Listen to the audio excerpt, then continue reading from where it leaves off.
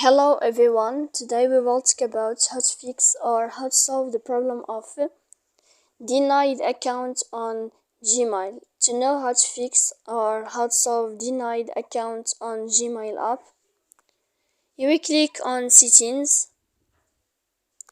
In this page you can click on apps, default apps, app settings. On above you can search about Gmail and you can click. Here you can click on first step and you can click OK.